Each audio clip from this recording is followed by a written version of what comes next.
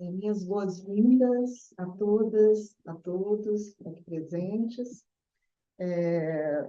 Antes de tudo, quero agradecer às queridas colegas Patrícia Vieira, Verônica Policarpo, pelo convite que me fizeram para proferir esta palestra no Instituto de Ciências Sociais da Universidade de Lisboa.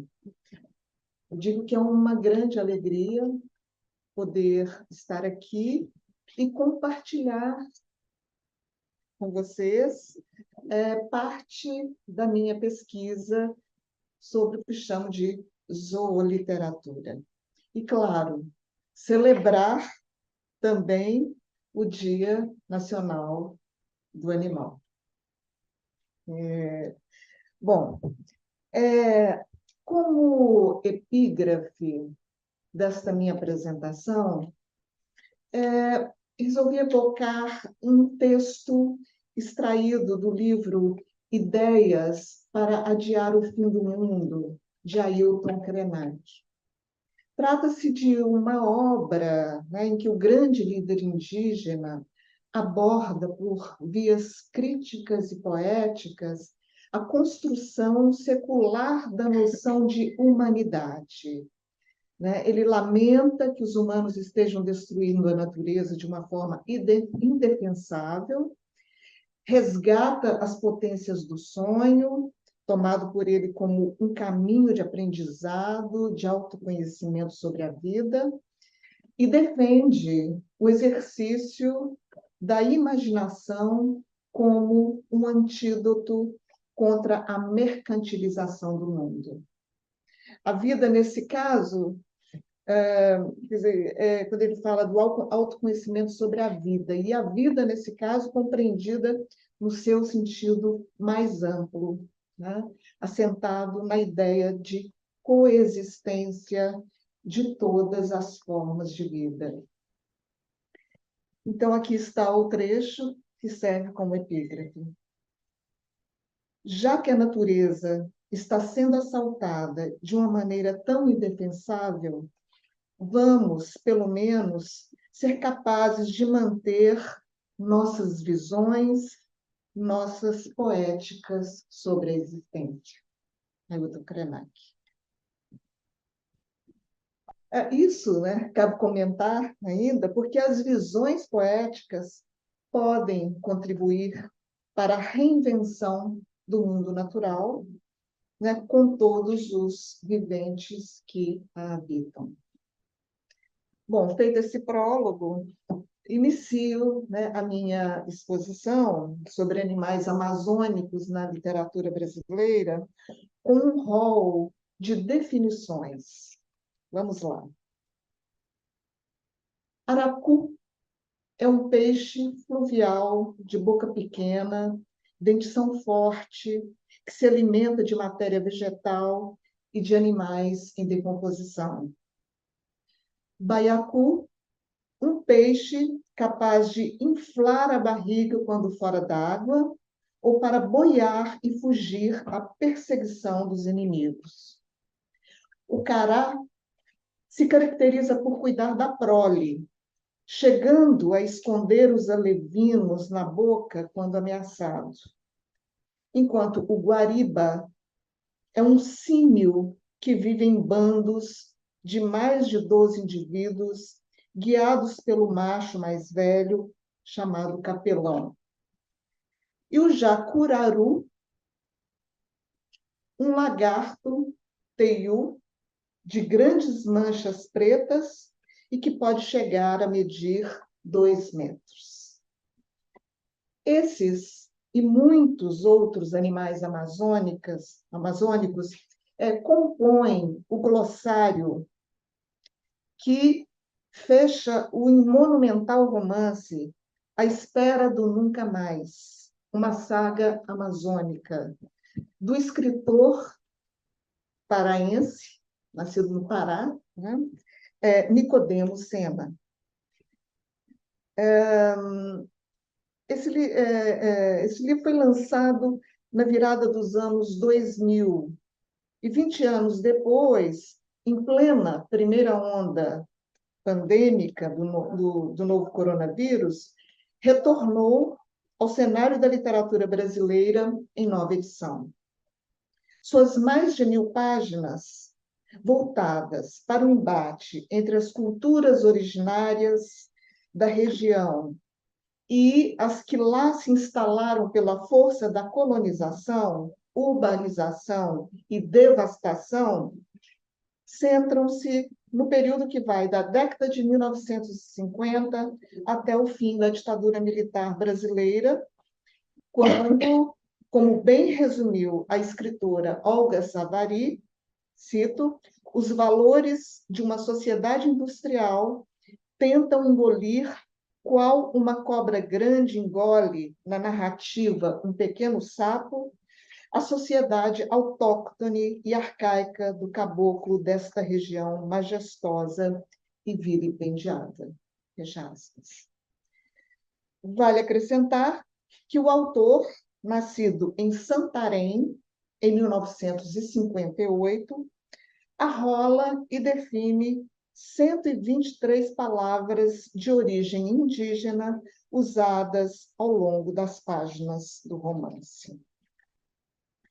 Aliás, a própria Olga Savary, também do Pará, levou para poemas e contos muitos animais da fauna brasileira, bem como referências culturais da Amazônia, sobretudo no livro Anima Animalis, publicado em 1998, que inclui 9 poemas sobre animais brasileiros, com ilustrações do artista Marcelo Frazão. O beija-flor, o bode, o cavalo, o jacaré, o lobo-guará, o peixe, o sapo, o tamanduá, o touro e o urubu compõem esse animalário conciso, com predominância de haikais, no qual foram incluídas ainda versões em espanhol, finlandês, francês, inglês e italiano de todos os textos.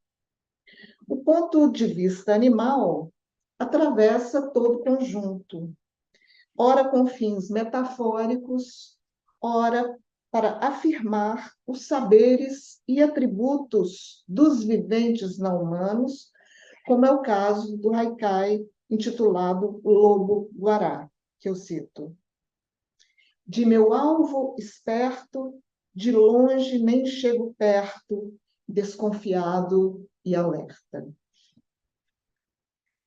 Mais longo que os demais, o poema Jacaré, além de sustentar a singularidade do animal, conferindo-lhe uma voz própria, ainda que os seus dizeres sejam o que a poeta pressupõe que ele falaria se dominasse a linguagem verbal, insere-o no seu habitat, com evocações de rios da região norte, além de outros espaços geográficos onde a espécie vive, né, como atesta este fragmento. É um poema mais longo, e eu selecionei um trechinho que diz assim: Jacaré, jacaré de rio, do rio Amazonas e seus afluentes, ao Paracatuba do belo Pará, faço tremer o chão sob os vários pés. Rujo igual leão, urro como touro. Desafio a luta, tudo quanto é macho. Sobrevivo às eras no sul da América do Norte, no norte da América do Sul e ao longo do vale do rio chinês Yangtze. Fecha aspas. Hoje, na passagem da primeira para a segunda décadas do século XXI, entretanto, muitos dos seres não humanos, animais e vegetais, que atravessam a ficção de cena e a poesia de Savary, encontram-se em extremo perigo. Assim como os povos indígenas e as comunidades ribeirinhas, ameaçadas ou exterminadas pela violência de garimpeiros, madeireiros, fazendeiros do agronegócio, grandes corporações capitalistas e instituições governamentais. A isso se somam ainda a urbanização irregular de áreas naturais, o progressivo desaparecimento das pequenas comunidades rurais, o tráfico de animais silvestres, a caça ilegal, os incêndios programados e outras práticas predatórias que põem em risco a sobrevivência desses viventes.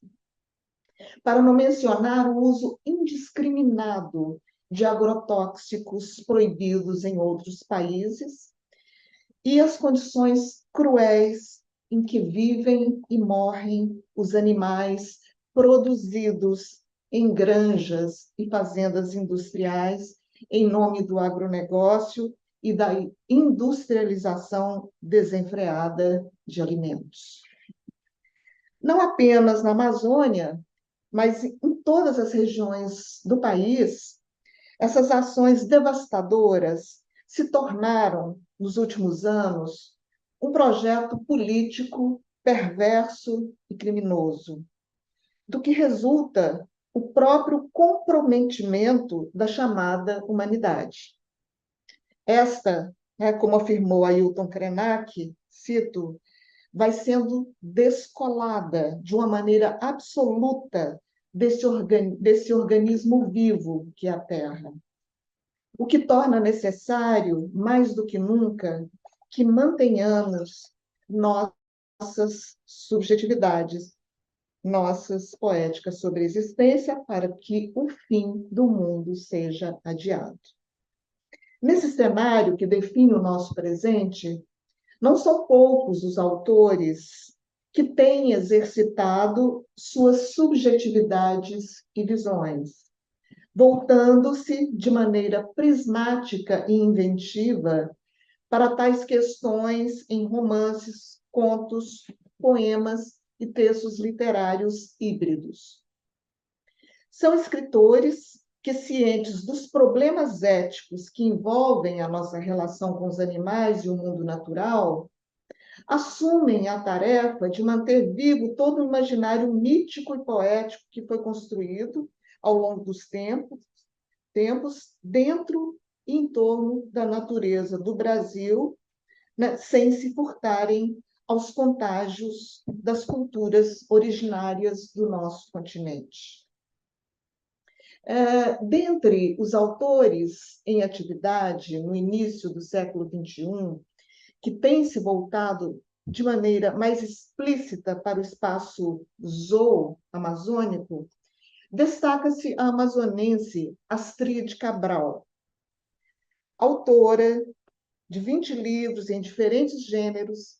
Ela estreou como escritora de ficção em 1963, publicando sua primeira obra de poemas em 1979. Desde então, vem trazendo para sua lírica não apenas animais, como também paisagens e cenários internos e externos de suas vivências no Brasil e outros lugares do mundo, sempre com ênfase na Amazônia, seu topos por excelência, com a grandeza, as minúcias e a complexidade que a constituem. Como observou Patrícia Vieira no ensaio Ética Alimentar, na obra de Astrid Cabral, a poeta, cito, inscreve a existência cotidiana na Amazônia numa matriz cultural que inclui o cânone filosófico ocidental e, ao mesmo tempo, desafia esta mesma tradição de pensamento, justapondo-a a uma visão do mundo em sintonia com as especificidades da natureza da floresta tropical. Fecha aspas. Bichos, árvores, terra, rios, pedras, referências míticas e culturais sobre a floresta e seus povos, atravessam a obra poética da escritora, como também aparecem as hortas, os jardins e os quintais. Isso se potencializa, sobretudo, no livro Visgo da Terra, de 1986, adquirindo peculiaridades zoopoéticas mais contundentes em Jaula, de 2006, também publicado nos Estados Unidos em 2008. Primeiro, o Visgo da Terra, os poemas estão centrados nos visgos da terra e no entrelaçamento de seres, animais e vegetais, mostrando a Amazônia como, cito, um lugar em movimento, feito de formas e volumes, para evocar mais uma vez as palavras de Ailton Krenak. Em Jaula, ela constrói uma coleção de 51 poemas sobre bichos, alojando-os numa jaula de papel, a qual, paradoxalmente, nega a própria ideia de confinamento. Soltos pelas páginas, eles se apresentam aos leitores como seres providos de saberes, afetos, fúrias, dores e encantos. Ou seja, saem do círculo meramente metafórico para serem alçados ao estatuto de sujeitos não humanos, com suas singularidades e interseções com a humanidade. Desse modo, a poeta não apenas os reconhece como alteridades singulares, como também estende uma zona móvel de contato com eles. Entre os bichos que ocupam essa jaula, que desmonta a própria condição de jaula, encontram-se não apenas os que integram o que Borges chamou de jardim zoológico da realidade, como também os que atravessam o imaginário social e pessoal da autora. Dos bois, que não são bois, mas são nomeados bois, a cavalos marinhos, búfalos, calangos, saúvas, traças, diversos peixes, aves e répteis. A fauna do livro evoca passados, traz à tona imagens vívidas de seres em diferentes situações e contextos, incluindo aqueles que jazem em açougues. Cito aqui: o animal de há pouco é músculo, costela, pá, bucho, ossobuco. Restam como fatias, cito, são vítimas da fome dos homens, entre cebolas se rendem. Ou são servidos como iguarias regionais. Vide o irônico poema Tartarugada, no qual a tartaruga despedaçada passa, cito, sua estranha noite do velório de vinha d'alhos no alguidar de barro esmaltado. Todos esses poemas foram analisados de maneira instigante, no já mencionado artigo de Patrícia Vieira, já que ela se detém exatamente nessa questão. Se, em decorrência da intervenção humana, vários desses bichos de Astrid, assim como os de Nicodemo Sena, não ocupam mais o território a que sempre pertenceram, e, com isso, já não se inserem no repertório da natureza, esta, por sua vez, como escreveu o argentino Gabriel Gheorghi, cito, se esvazia dos conteúdos e das intensidades que a haviam definido, visto que a natureza tem sido tomada pelos signos da economia e da ecologia. Fecha aspas. Nesse sentido, os animais restam como fora de tempo e sem lugar. E passam a existir ou sobreviver nos espaços da criação poética e ficcional, ou seja, nessas jaulas imaginárias onde eles transitam em liberdade, reescrevendo-se como potência, isso aí é mais uma citação do Gabriel, como potência e indisciplina que se interiorizam e se difundem no interior dos corpos, dos territórios e das sociedades. Fecha aspas. No poema Boto no Corpo, essa interiorização se dá a ver na interseção entre o animal amazônico, o rio e o corpo, né? Que se pressupõe ser o de quem enuncia as palavras. Então, eu cito aqui o poema. Corre no chão do corpo um rio escuro, de turvas águas e desejos fundos, linfa ancestral entre pelos e apelos. Nela, um boto prestes ao bote habita e investe para que outros rios se gerem e a vida não se aborte e eterna jorre. Muito lindo esse poema. Tal interseção, né, traz à tona, portanto, uma expectativa, a de que o mundo vivo continue a existir, apesar das águas turvas e dos sobressaltos de quem nelas ou delas vive. Para essa permanência da vida, o boto, habitante por excelência dessa paisagem natural que aos poucos vem sendo arruinada, é imprescindível. Assim como são imprescindíveis todos os demais viventes que a integram: animais, árvores, terra, rios, pedras. Outras vias de interseção entre seres humanos e não humanos, aqui incluídos os não animais,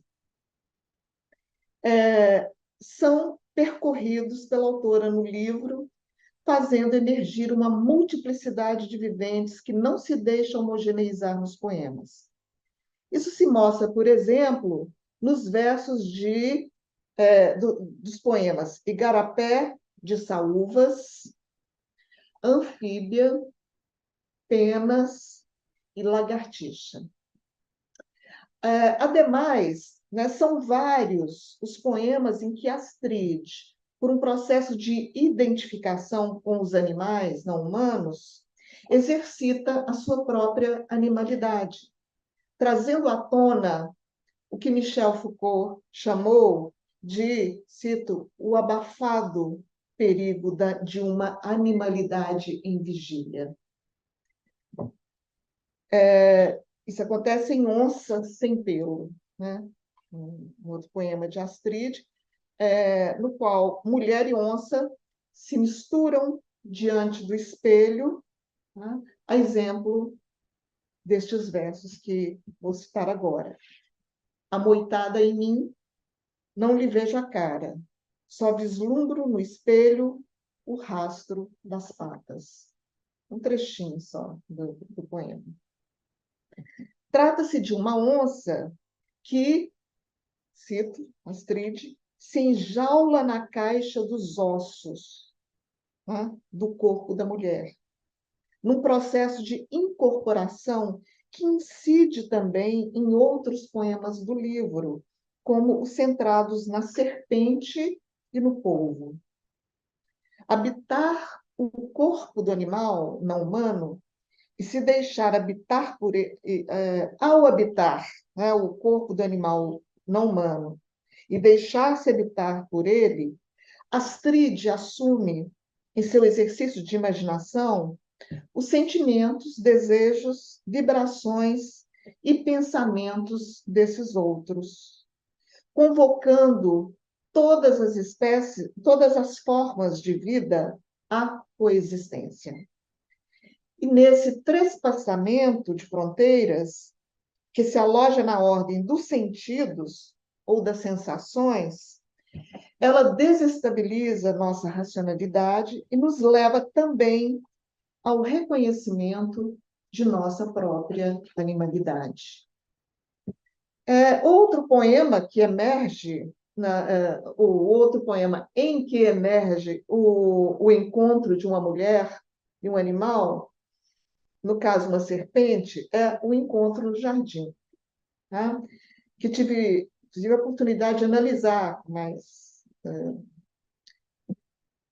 cuidado num dos capítulos do livro Literatura e Animalidade.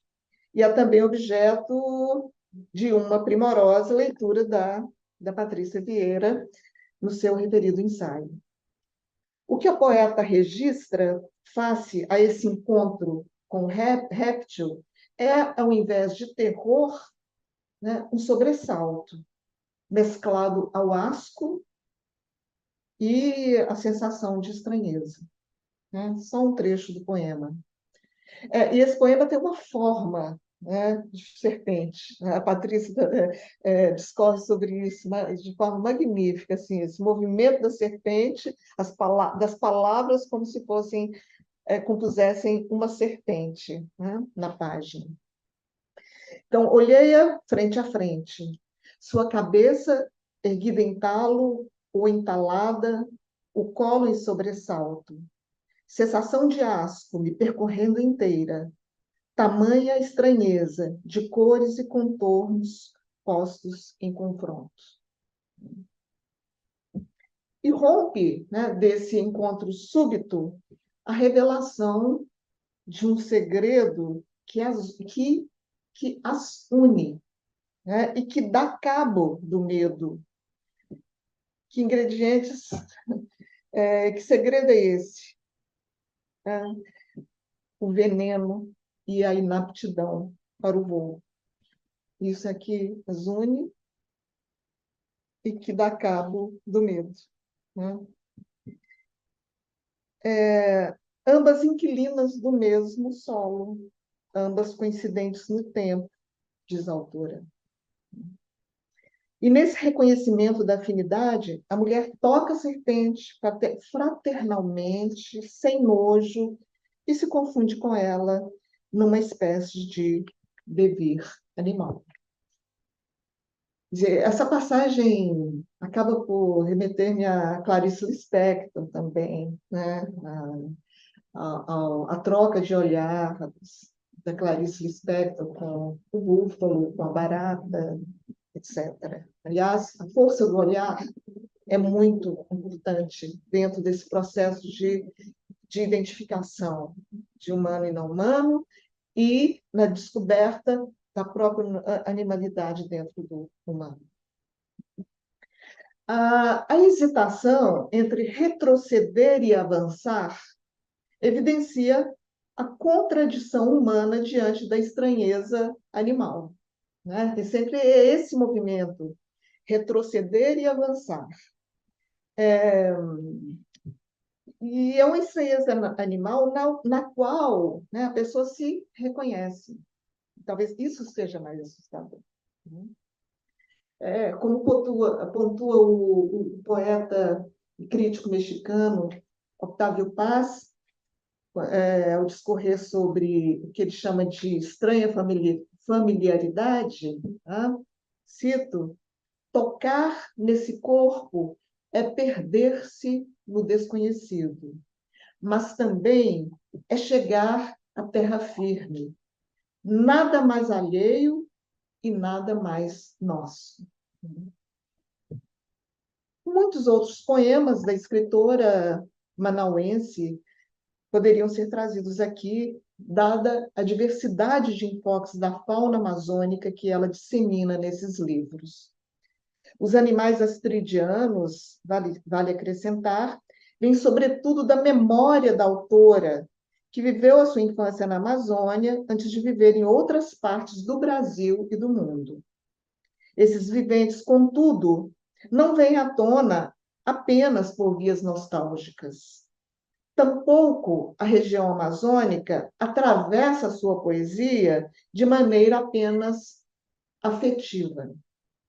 Há, como explicou de novo Patrícia Vieira, também aspectos de crueldade, né? Então, eu cito esse trecho da Patrícia. Embora Cabral adote frequentemente uma atitude nostálgica em relação à sua infância na Amazônia, que lhe permitiu crescer em estreita proximidade com plantas e animais, ela não apoia criticamente todos os aspectos da vida na região. Reconhece que o consumo de animais e produtos de origem animal tem raízes profundas na cultura brasileira e amazônica e não se coíbe de expor a crueldade destes costumes. Fecha aspas. Outro elemento a ser considerado na poética de Astrid Cabral é a sua forte ligação com a terra, né? Não à toa, o seu livro, já mencionado aqui, tem como título exatamente Visgo da Terra, né? E apresenta a região amazônica como um território, né? Como um território, um lugar onde, onde na infância da poeta, né, a vida latejava no voo avulso de um pássaro, né, nas ginjas e pitangas, nas águas castanhas e fugitivas dos rios, que hoje restam como águas passadas. Mas é a palavra visgo, oferecida por Astrid, que desejo realçar aqui.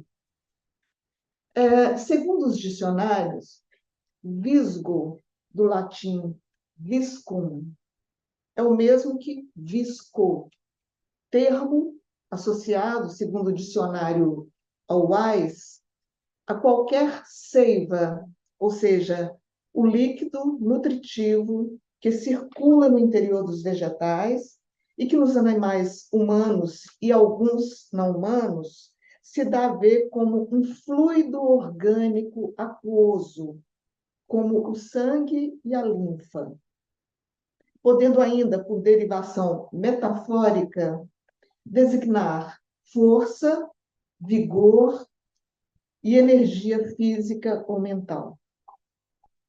Já nos compêndios botânicos, visgo é um arbusto da família das leguminosas que expele uma resina viscosa com folhas em forma de cunha e flores amarelas em inflorescência. Nativo das Guianas e do Brasil, o arbusto é encontrado nos estados do Amazonas e do Mato Grosso do Sul. Visgo, vigor e seiva, portanto, são palavras relacionadas à ideia de vitalidade. E vitalidade, como sabemos, é o que move o mundo natural.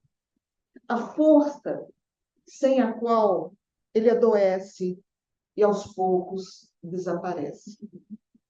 A propósito, uma outra poeta, bem mais nova que Astrid, a carioca Adriana Lisboa, manifestou em um dos seus últimos livros, a que deu o título de O Vivo, a sua inquietude frente à desvitalização do nosso planeta e da própria humanidade.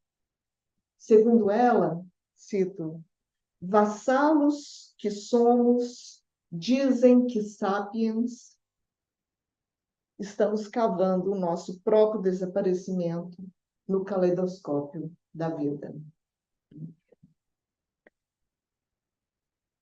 Hoje, são muitas as evidências concretas dessa desvitalização, sobretudo em terras brasileiras.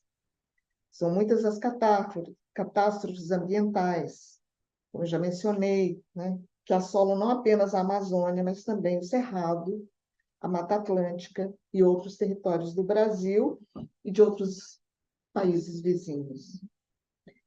Diante de todo esse cenário adverso, não são poucas as vozes literárias que buscam resgatar a vitalidade desses espaços, num movimento de defesa da vida no seu sentido amplo, ou seja, não circunscrito à nossa espécie, mas extensivo a todas as alteridades não humanas.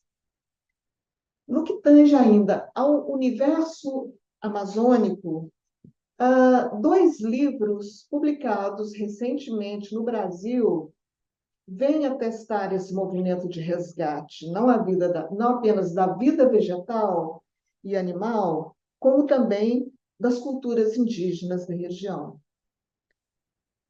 Trata-se do romance A Viagem de Ulisses pelo Rio Amazonas, de André Gardel, e da coletânea de contos intitulada Ficções Amazônicas, de Aparecida Vilaça e Francisco Vilaça Gaspar. O primeiro, publicado em 2021, possui um enredo bastante inusitado, né, compondo-se de duas viagens que se cruzam. Quais são?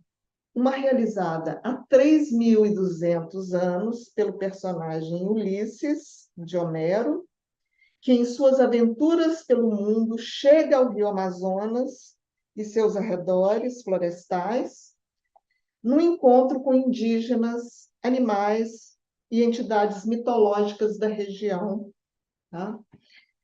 E a outra viagem, feita por um professor carioca chamado Demódoco Fêmeo, que viaja para o Amapá, na região amazônica, com vistas a escrever um romance sobre a viagem do herói grego pela região.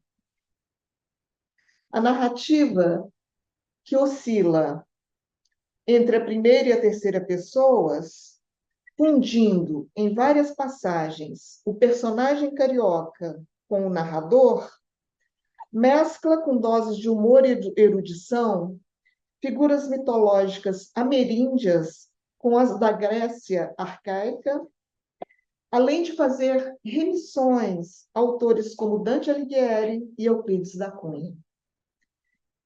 Esses cruzamentos se dão a ver também nos personagens, que ora humanos, ora animais ou divindades, passam por metamorfoses e hibridações com nítidos influxos do xamanismo ameríndio. A fauna que aparece no livro é variada, vasta e variada. A própria imagem da capa, acho que a Patrícia está com o livro, a própria imagem da capa mostra 3 ariranhas com olhares enigmáticos dentro do rio Amazonas. O que evidencia a importância que esse animal tem dentro do enredo. Aqui, ó. As 3 ariranhas. A importância que esse animal tem dentro do enredo, já que ele é um duplo não humano de Ulisses, que no contexto amazônico do século XXI recebe a designação de Ulissuariranha. O Demódoco Fêmeo, também chamado de Fê, né, por sua vez, descobre em seus trânsitos e transes pelos mundos não humano e humano como um duplo do herói grego. Tá? Isso tudo num jogo entre vida, morte e vida pós-morte. Tá? Um livro cheio de duplos, né? Cheio de jogos temporais também. Para quem não conhece o animal ariranha, também conhecido como onça d'água, basta ler a passagem da página 50 do romance, onde Fê vislumbra, a partir do barco em que se encontra, os animais aquáticos em meio aos fluxos do rio e vê, enfeitiçado, as ariranhas nas águas.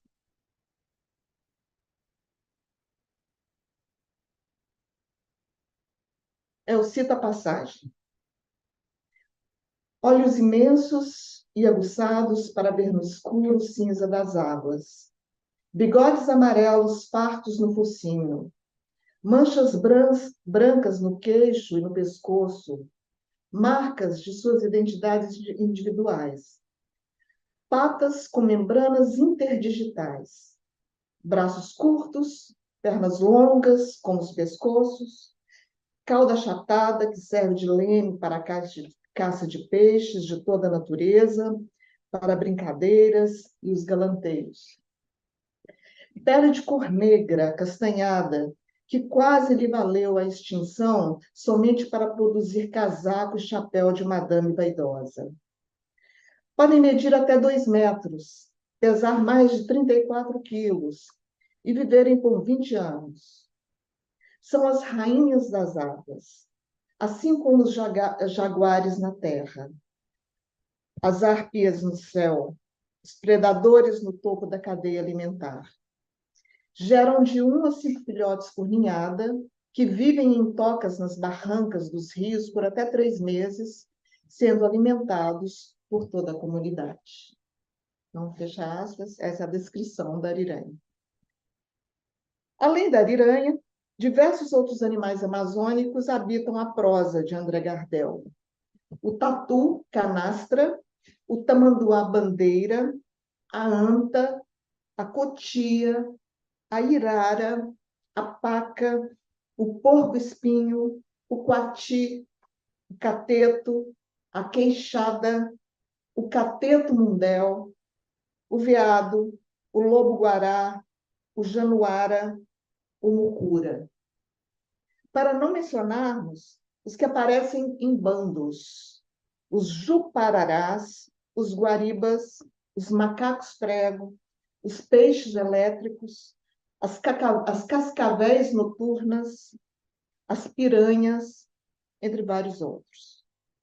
Os bentivis, né, pássaros de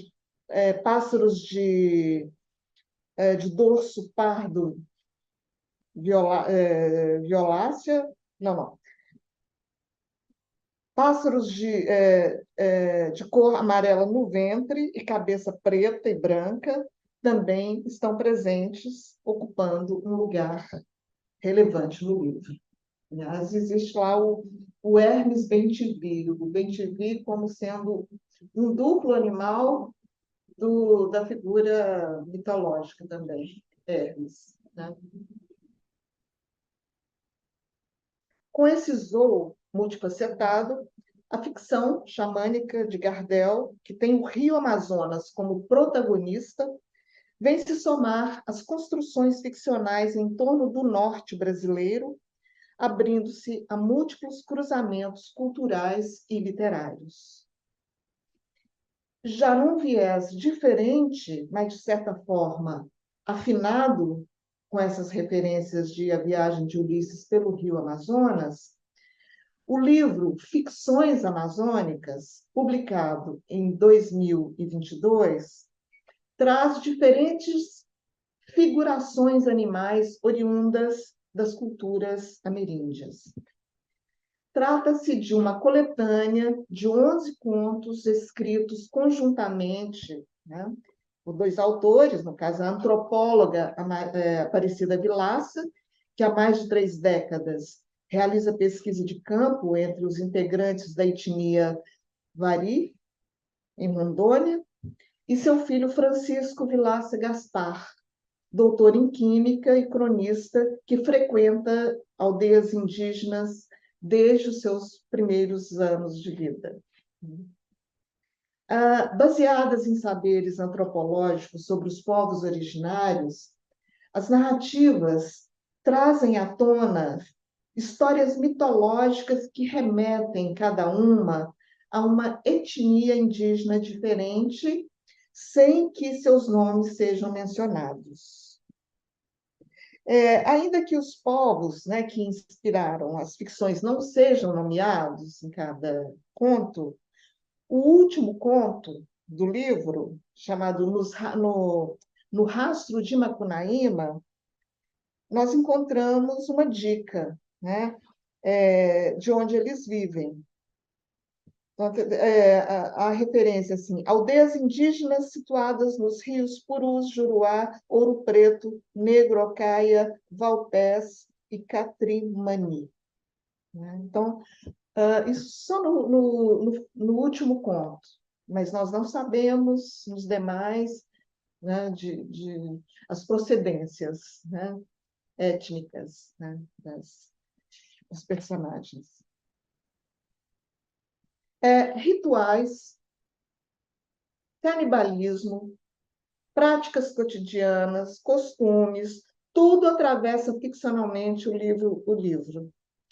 Interações com espíritos, encontros com antropólogos, evangélicos e outros intrusos, além de embates com garimpeiros e madeireiros, né? Tudo isso também incide nas narrativas. Os animais são muitos, sendo que alguns aparecem como caças, a exemplo de tatus, capivaras e antas. Jacarés, peixes, macacos, araras, preguiças, urubus, inhambus, mosquitos e carrapatos atravessam vários pontos, além, é claro, da onça-pintada e da cobra, né, que assumem, respectivamente, papéis medulares no conto Dezembro, que apresenta um caçador que se transforma em onça, numa remissão, é claro, ao meu tio o Iauaretê, de Guimarães Rosa, né? E no outro conto, Bristol, Amazônia, né? Que aborda a travessia de seres humanos e não humanos entre a aldeia e uma cidade britânica, por um portal mágico. Existe um portal ali mágico e através desse portal as pessoas transitam, né? De um tempo ao outro, de um país a outro, né? De uma cultura a outra. Além de... E o livro, o conto aborda ainda a paixão de um polonês, entre um polonês e uma sucuri. O polonês se apaixona pela sucuri. Sem dúvida, essa da paixão, né, do polonês, da sucuri, a sucuri também se apaixona por ele, né? Sem dúvida, a mais insólita das narrativas da coletânea. Né? Para não mencionarmos o hipopótamo, um animal estrangeiro que protagoniza o segundo conto, intitulado O Hipopótamo de Dom Pablo. Quer dizer, essa é particularmente uma narrativa centrada em animais não amazônicos, tá? Zebras, rinocerontes, camelos, girafas e gnus, mas que se tornam parte da Amazônia colombiana por terem sido deslocados em navios cargueiros da África para a fazenda do narcotraficante Pablo Escobar, né? E transformada num zoológico exótico. É uma fazenda zoológica, rodeada de hotéis, e esse zoológico rodeado de hotéis. Depois da prisão e morte de Dom Pablo, os animais foram levados para uma reserva, mas os hipopótamos se rebelaram e fugiram, assentando-se na floresta próxima, onde se reproduziram de maneira espantosa. Tudo isso tornou-se matéria de pesquisa de um biólogo formado pela Escola Superior de Ciências de Medellín, que, ao monitorar os animais à distância, descobre, pela tela do seu computador, que uma espécime fêmea, a que deu o nome de Roseta, havia desaparecido. A história dela se encaixa estrategicamente no conto, como uma narrativa avulsa. E ficamos sabendo do encontro entre o animal e um rapaz indígena chamado Laurindo, que vê Roseta como um boi gordo gigante. A interação entre eles se dá no plano das intrínsecas alianças xamânicas interespécies, o que contribui para o caráter multifacetado da narrativa. Os sonhos com animais também adquirem uma grande importância nas histórias, evidenciando, como diz Ailton Krenak, também em Ideias para Adiar o Fim do Mundo, que a instituição do sonho, longe de ser uma mera experiência cotidiana de dormir e sonhar, é uma via de aprendizagem relacionada à formação, à cosmovisão, à tradição de diferentes povos que têm um sonho, um caminho de aprendizado, de autoconhecimento sobre a vida e a aplicação desse conhecimento na sua interação com o mundo, com as outras pessoas. Aspas. Poderíamos acrescentar pessoas humanas e não humanas. Assim, né, como podemos ver, todos os trabalhos ficcionais e poéticos desses autores que se voltam para o mundo amazônico e seus viventes buscam manter, como propôs Krenak, as nossas visões sobre a existência, de forma a enfrentar o assalto à natureza promovido pela humanidade predadora. Dessa forma, eles também contribuem para o resgate do visgo, do viço, do vigor, né, para que o organismo terra continue a existir através da experiência de um sujeito coletivo que se forma a partir de uma extensão de tudo o que vive, numa combinação de afinidades e diferenças, de singularidades e pluralidades. Obrigada.